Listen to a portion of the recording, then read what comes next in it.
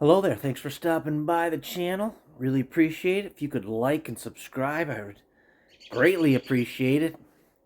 Little Robin yelling at me. So, March 24, 2023. Go some deer. See their tail? I was just going to state that the deer are doing right now. So, my trail cameras, I forgot I had them. I have Spy Points cell cameras, and they usually send your pictures to the app. Well, the last couple of weeks have been quite busy, and I haven't been getting any pictures. I noticed today. I seen some deer over here, and I was like, how come those pictures aren't getting sent to me? So I went into the app, and sure enough, they're getting taken. They're just not, the app's just not sending them to me. So I'll just have to look into that. So as I was observing tonight, this is the west side of my house, and there must have been 20 some. They're still coming. You're still right over there, walking right through here. And on the north side of the property is a big cereal rye field. That's where all the deer have been heading for the last week or so. Kind of snow's breaking apart, as you can tell. Weather is kind of breaking up, except tonight and early tomorrow, there is 6 to 8 inches of snow coming. So these deer are probably going to get their bellies full because they are feeling that pressure coming. And this is the last push, the last trimester for that final month or so, month and a half, almost 2 months of getting those babies, the last little bit of developing those babies, try to get them a head start in life once they come out of the womb. So that's what's going on around here. This video I have my forester that I work with, and he is going to be on camera explaining a few things on a cut we did a little bit ago. So I'm going to let that go and have a little discussion. Good morning, folks. My name is Patrick Jaques. I'm a registered forester with Chris and Sean Muma out of Gladwin, and this is a timber sale we did in conjunction with Casey Then from Complete Deer Management to improve some wildlife habitat here north of Everett, Michigan. And Casey's going to pan around a little bit, show you we got some really nice soft maple regeneration from stump sprouting. A lot of it's recruited. It's well over 4.5 feet. We got some beech as well. There's a lot of berry bushes, blackberry, raspberry in the understory. A lot of good cover. We're seeing a lot of great deer sign this morning. If you pan over this way, this kind of gives you an idea. This is the edge. You can kind of see what the forest looked like before. A lot more of a park-like effect. Habitat not as good. So we're looking at possibly doing another harvest out on this property to, create more habitat and draw more deer into this area. We walked over the stand that was similar to the one that we just cut and showed you in prior videos, and wanted to point out the dead oak in this stand. There's about 3 dead oak within about 100 feet of each other. We don't know what killed them, but we know that they're dead, and we're seeing a lot more mortality. And it's just, if you got forests like this, folks, and park understory, the trees are obviously biologically mature, they're economically mature. We definitely want to leave some trees throughout the stand. It's very beneficial, especially the mast trees like the oak.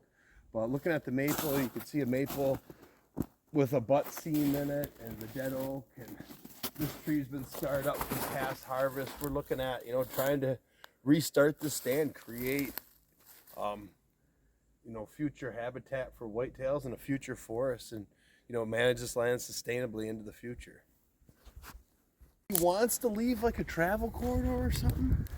Great, but Well, we'll be able to build trails through the cut now with the mini excavator, or with the money you make from it, you can put that, like we put it into food plots. yeah, The last money he had, we put in making those food plots and building the trail around the property.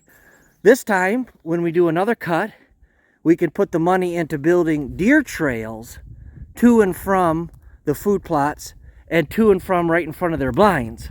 That's what I think he needs to do with the next cut. And like you said, all these trees all those maple trees, that's all deer food and is doing nothing for the deer or wildlife in general. Let it fall.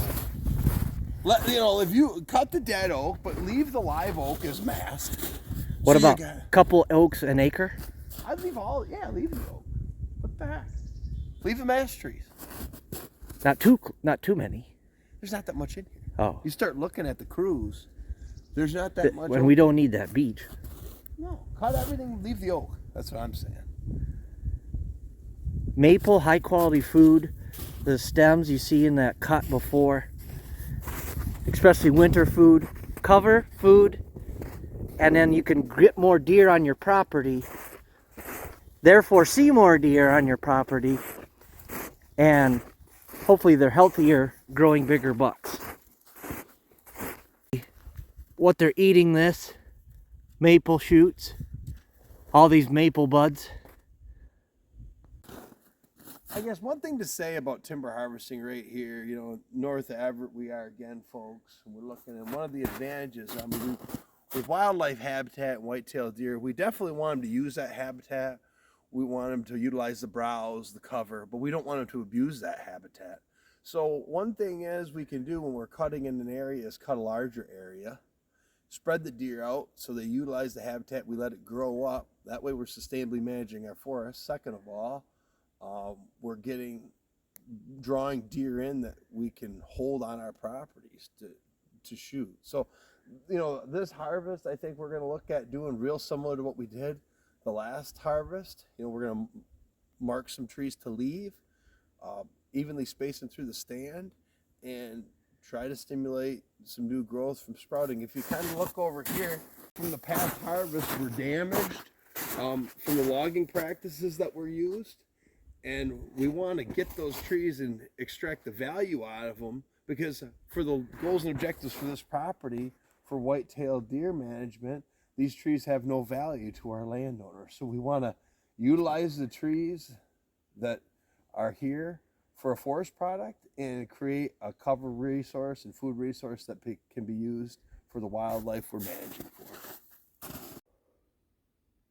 And like you said, if you don't cut enough, or if there's too many deer in an area, you consider, like, you can walk around and you can say, oh, there's not very many deer, there's not much deer sign here, there's not much scat, there's not many tracks, there's probably not a whole lot of deer here. Obviously cutting is going to bring deer in, but in the whole area, and you're talking acres and acres, and there's a lot of state land around here too. If there's a lot of deer, you have to cut more. If there's not as many deer, you may not have to cut as much of a section. Many acres of section. But if you have a lot of deer or bring in a lot of deer, those deer will suppress the regeneration. Exactly. They'll eat off the new stuff coming up and it won't regenerate properly. And the big thing, folks out there, that you don't have a lot of acres, working with your neighbors to do a harvest that could be 40, 60, 80, 100 acres in size on several different tracts of land is going to help spread those deer out. And again, help them use that regeneration, but not abuse it, because that's what we're looking for, is trying to find that balance going forward so we get a sustainable stand of timber that we can cut 30, 40 years down the road in this area, because that's what's beneficial for wildlife, to have that early succession forest. And one thing I do notice, Casey, being in this stand compared to being in the stand that we had cut back in 18, is there's very little deer activity. I mean, we're seeing very few tracks, if any, in this more mature timber. There wasn't a really good acorn year last year up here, and we're just not seeing the deer even passing through. There's no reason for them to be here. They're not going to waste their energy to come into an area where there's nothing for them to eat. So that's just an observation I'm making today out here. All right, thanks, Patrick, for doing that. Hopefully we'll be able to do that more as the year goes on, and once we get together, we can do some more videos. But one thing I want to point out, if you have a deer woods and you have woods like this, I mean, this is popple aspen, so then it's by the house, so that, there's not much we're going to do here. But out in the woods, any tree over 10 feet, if it ain't producing acorns I'm getting rid of it. It's going to be cut down. I'm going to have some, little pockets of big trees. But there is absolutely no reason for maples to be up in the air. There's absolutely no reason. And then you got to watch your oaks. You can't have too many oaks per acre. They won't produce at all. And you're just going backwards in your deer development. Thanks for watching this week. I really appreciate it. Again, like and subscribe. Share, if you will. Comment. Makes the algorithms go higher. And I'll keep pumping the videos out.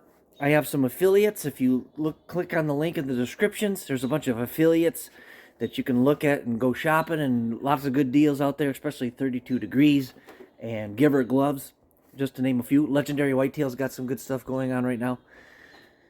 And don't forget to go to my website, CompleteDeer.com or CompleteDeer.tv, and also join the National Deer Association. That's deerassociation.com.